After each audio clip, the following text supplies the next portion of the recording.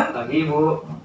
Makasih ya Gibran sudah datang di ruang BK untuk Ya, melakukan konseling. sama-sama Ibu. Nah, sebelum kita mulai, apakah Gibran sudah pernah melakukan konseling? Sebelumnya selama sekolah ini saya belum pernah melakukan konseling, Bu.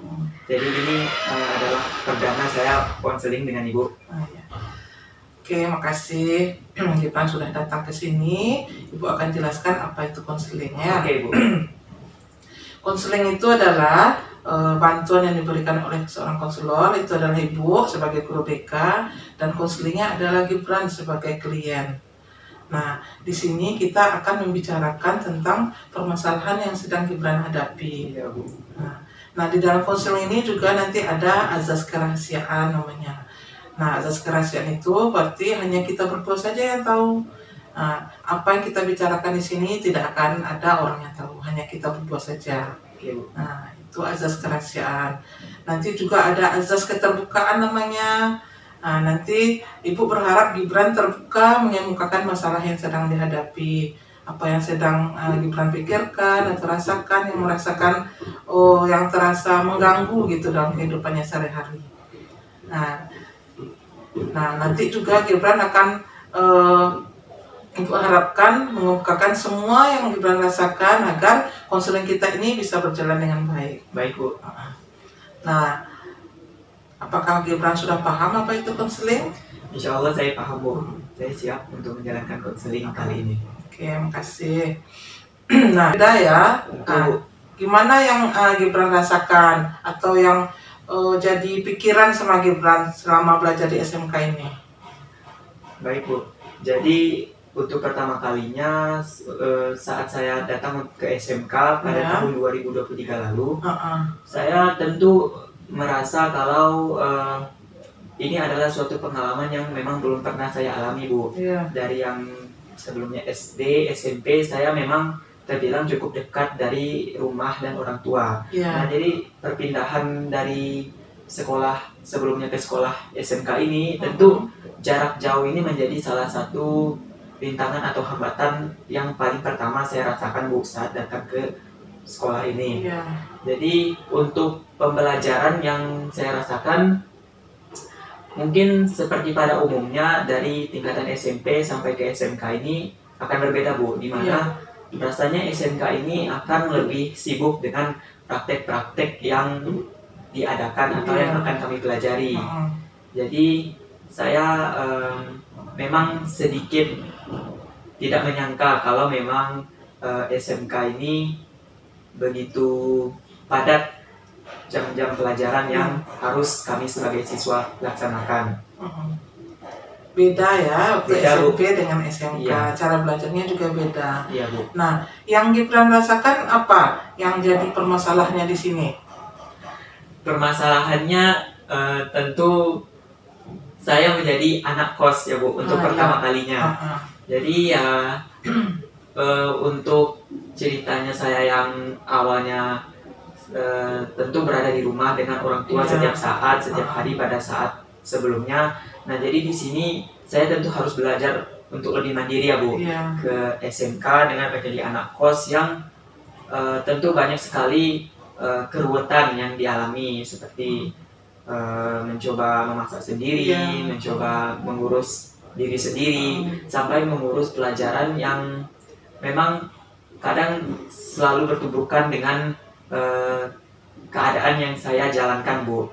Jadi terkadang di mana saya memiliki kesibukan di kos, juga harus menetapkan kesibukan yang harus saya jalankan di sekolah ini. Jadi mungkin terasa lebih sulit, Bu, untuk pertama kalinya. Berarti memang jauh berbeda gitu ya.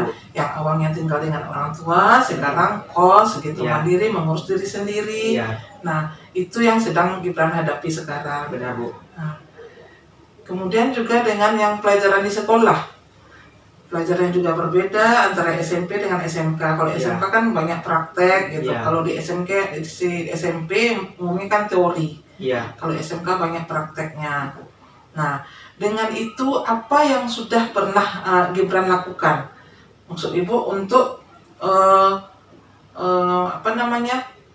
mengatasi hal yang sedang Gibran hadapi ini? Apa yang sudah Gibran lakukan, misalnya dalam hal pertama nggak pernah memasak awalnya di rumah gitu kan, sekarang harus memasak gitu. Apa yang sudah Gibran lakukan untuk mengatasi hal ini?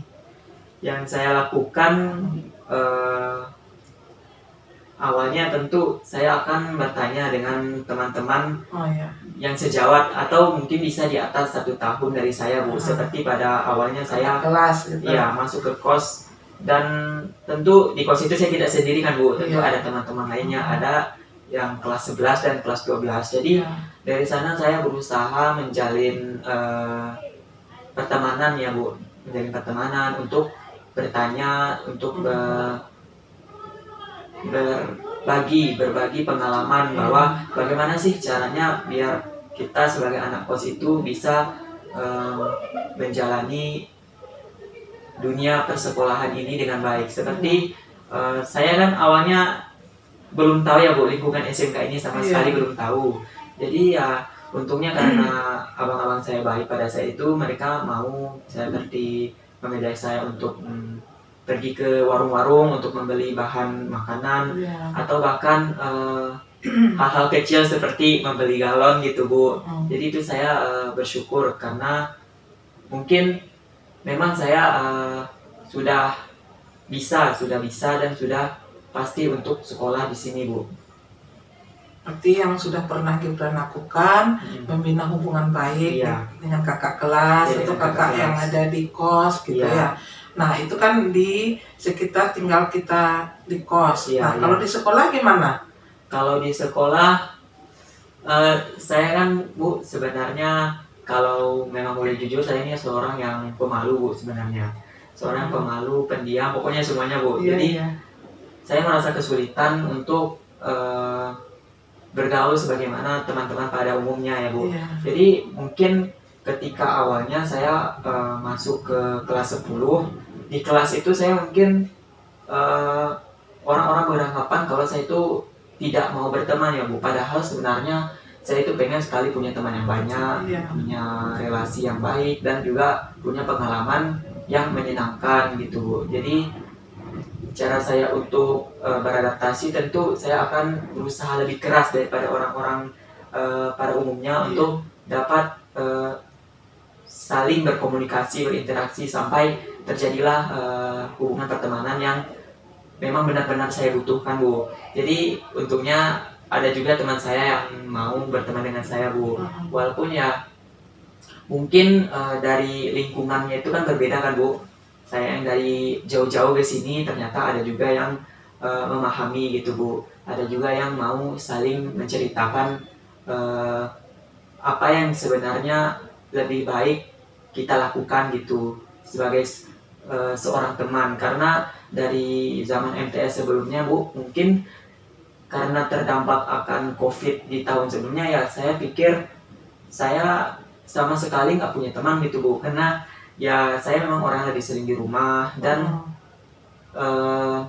sibuk dengan kebiasaan sendiri gitu, Bu. Jadi di SMK ini saya senang sekali karena bertemu dengan teman-teman yang mau memahami diri saya gitu, Bu. Kalau nggak salah Gibran kan dari Sedempuan ya? Iya, Bu. Nah kalau dari segi bahasa kayak mana? Kalau dari segi bahasa tentu ini namanya culture shock ya, Bu. Yang dimana bahasa di Minang ini memang pada zaman MTS saya memang sesekali sering dengar ya. Dari yang bahasa Rau mungkin tidak terlalu jauh berbeda dengan bahasa Minang. Cuman di bahasa Rau ini ya karena saya terbiasa dengan bahasa Indonesia ya, Bu, sebagai bahasa ibu saya. Jadi yang bahasa Rau aja belum hafal, jadi harus memahami bahasa Minang juga gitu, Bu. Jadi teman-teman saya yang berbicara dengan bahasa mereka itu tentu saya akan kurang paham, Bu, atau bahkan merasa saya sedang apa di dalam lingkup mereka ini. Padahal ya saya juga ingin berbicara, berkomunikasi, dan saling bertukar argumen dengan yang lain. Cuman untungnya ya, Bu, seperti zaman-zaman SD, MTS, sampai sekarang mereka juga tahu kalau saya memang kurang kalau dalam melatih kebahasaan daerah saya. Iya, bahasa Minang, bahasa Rawa. Jadi seperti di sekolah sebelumnya saya dan teman saya yang tahu itu, jadi mereka berbahasa Indonesia kepada saya gitu. Ya.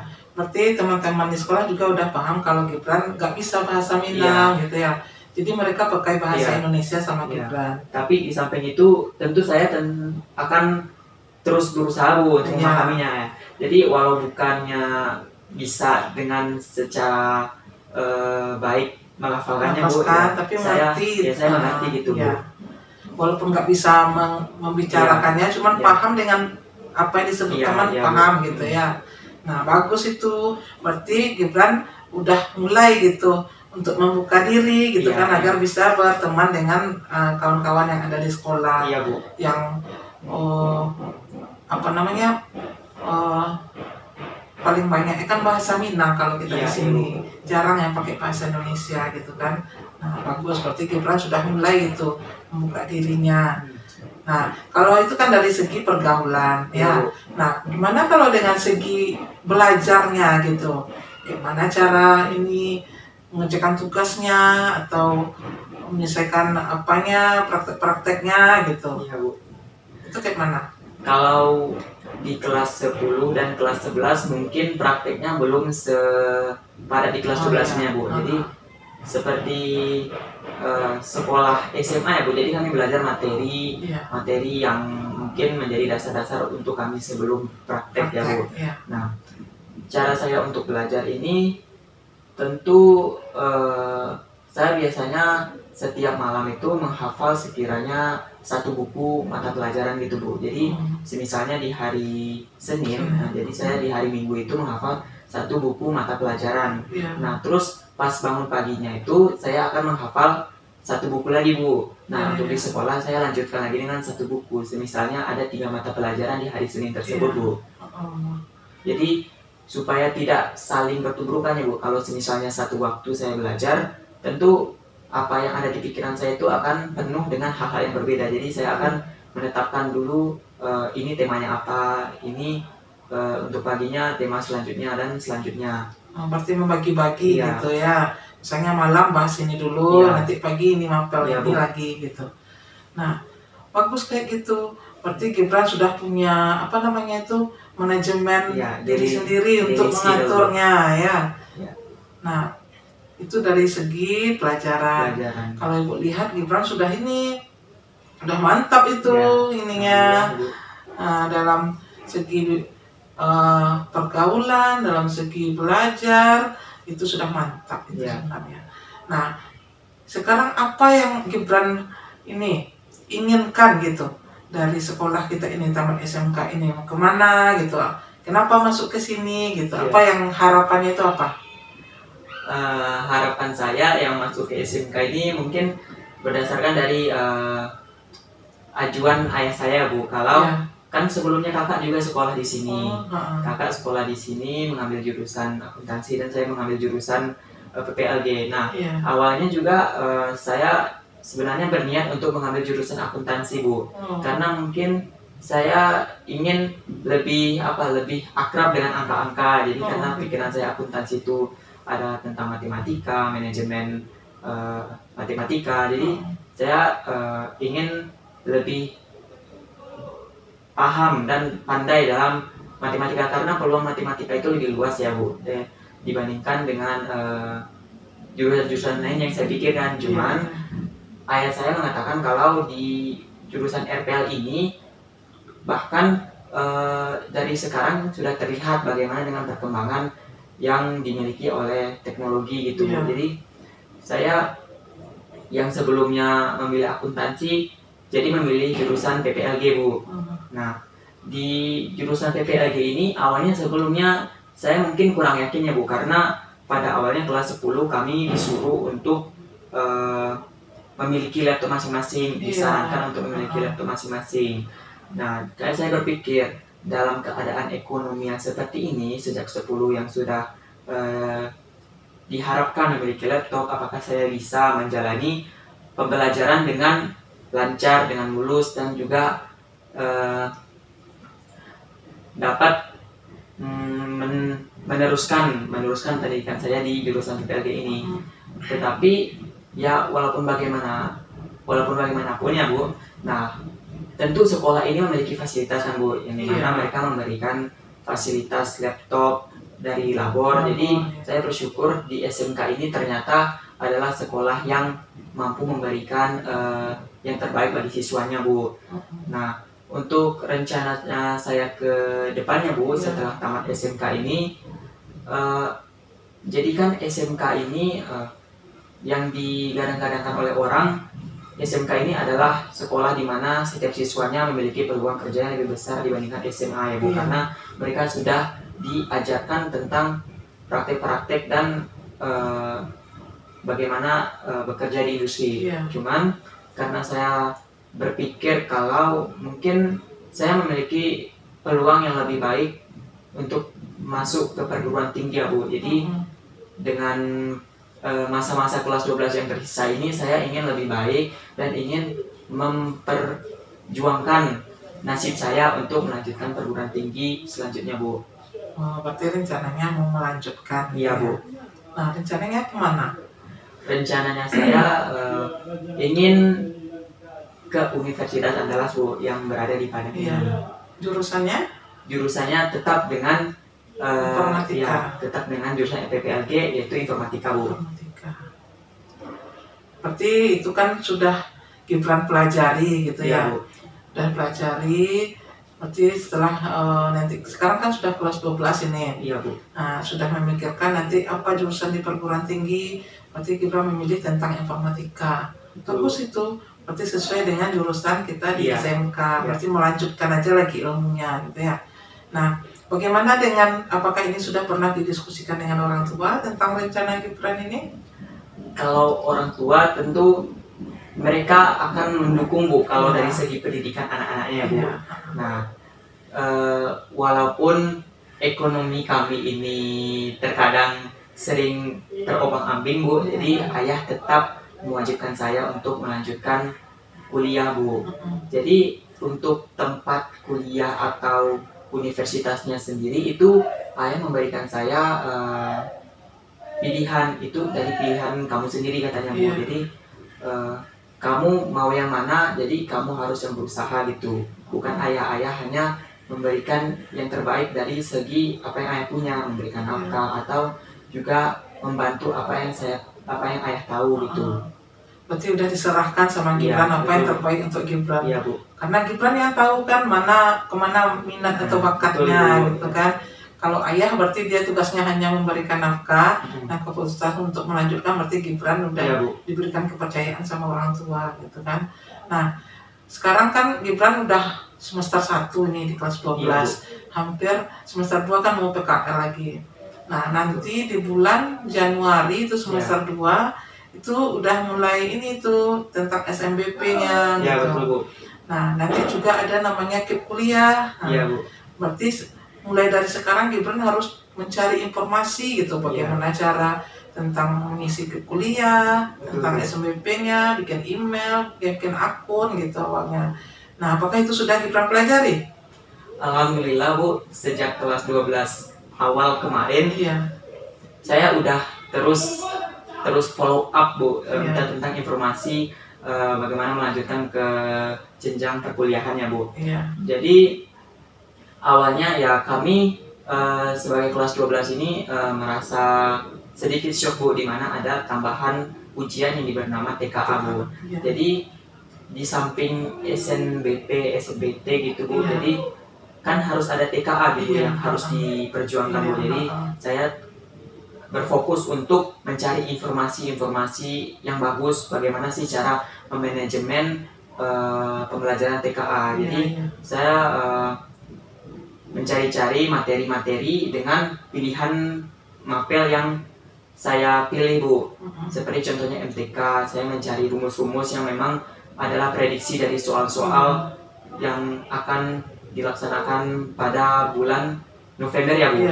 Nah, kalau untuk lanjut ke perguruan tinggi, jadi saya sudah mulai mengenal apa yang namanya beasiswa Bu. Jadi saya terus coba mencari informasi dan memberanikan diri untuk mendaftar.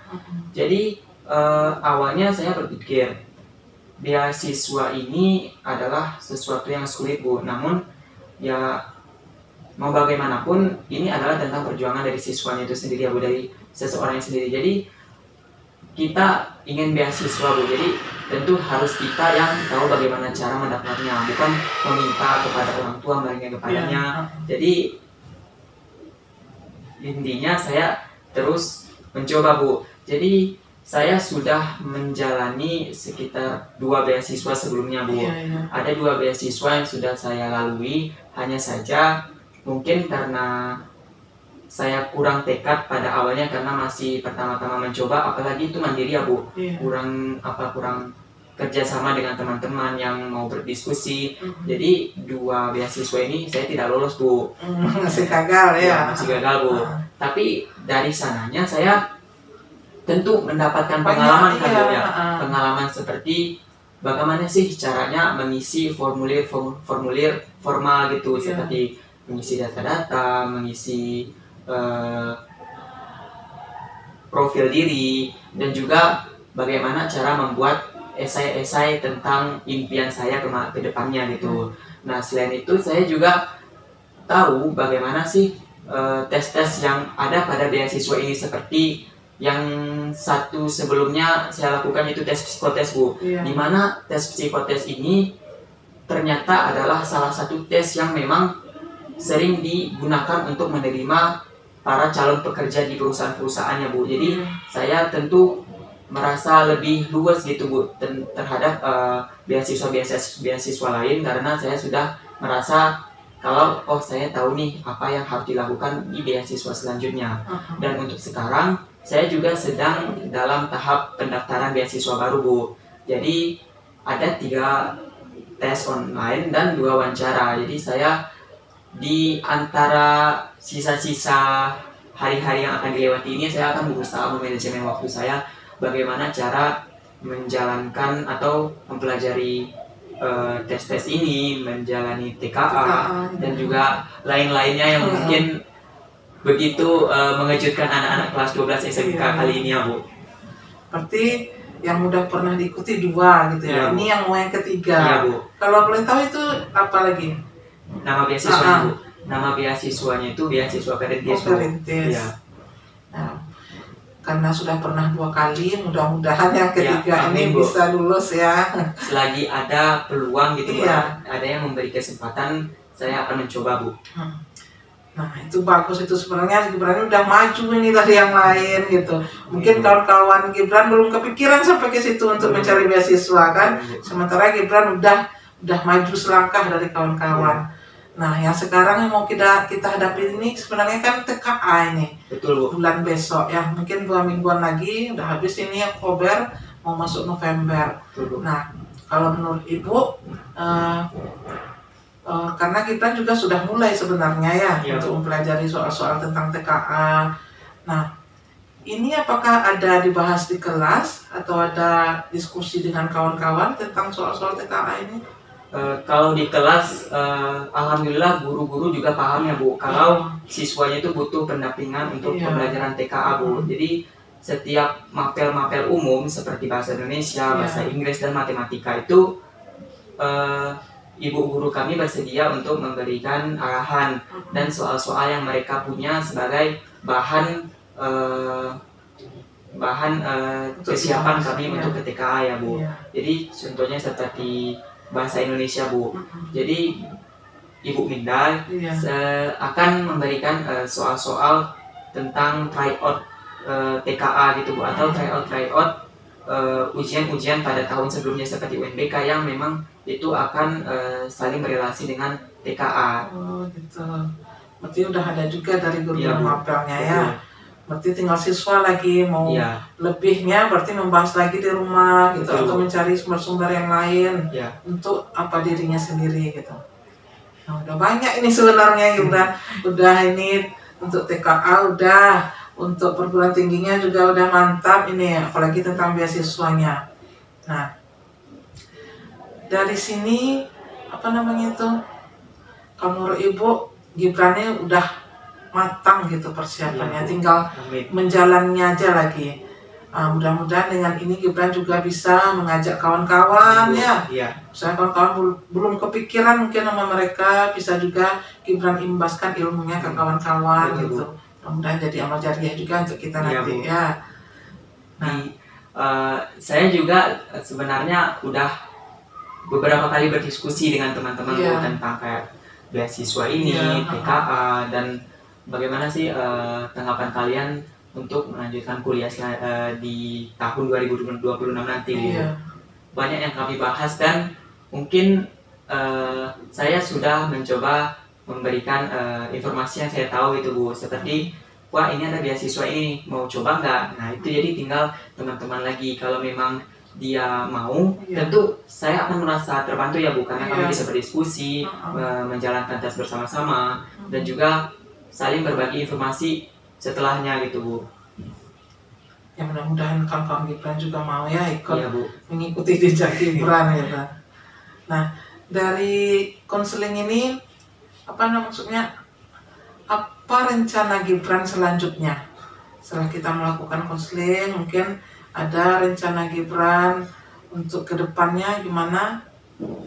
Rencana saya kedepannya Bu, dari semua yang sudah saya ceritakan kepada Ibu ya Bu, tentu saya ingin membuktikan bahwa saya adalah benar dengan perkataan saya, dengan perbuatan saya sendiri. Jadi saya tetap fokus dengan apa yang saya tuju, apa yang saya ingin raih, apa yang saya mimpikan, dan juga bagaimana sih cara saya dapat tamat dari SMK ini dengan perasaan yang lega gitu Bu, untuk siap selanjutnya melanjutkan perkuliahan Bu.